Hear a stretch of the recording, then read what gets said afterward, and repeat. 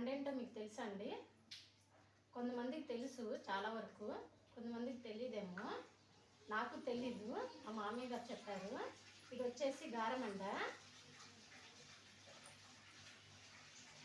ఇది అమావాస్య ముందు రోజు ఇంటి ముందు పెట్టుకుంటారంటండి. ఇంటి పైన ఉంటాయి కదా, దాని మీద పెట్టుకుంటారంట. పెట్టుకుంటే మంచిదంట. ఇది వచ్చేసి అది గారమండది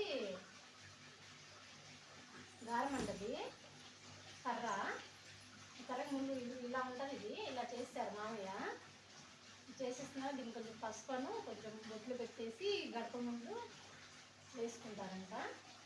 అండ్ ఈ మండలు కూడా కొంచెం చిన్నగా కట్ చేసి గుమ్మం పైన అటు రెండు ఇటు రెండు పెట్టుకోవాలి.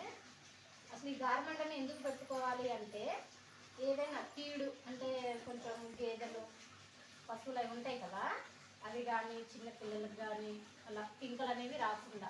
పింకలు అంటే ఇప్పుడు అమ్మవారు ఆటలమ్మ దగ్గుల్లాగా వస్తాయి కదండి, అవి అనేది రావంట. నాకు తెలీదు, మా మామయ్య చెప్పారు. మా ఇంట్లో పెట్టేవాళ్ళే కానీ బట్ డీటెయిల్గా నేనైతే మమ్మీని అడగలేదు. సో నాకు ఈరోజు తెలిసింది. ఓకేనా ఫ్రెండ్స్? అమావాస్య ముందు రోజు పెట్టుకోవాలంట. ఓకేనా ఫ్రెండ్స్? బాయ్.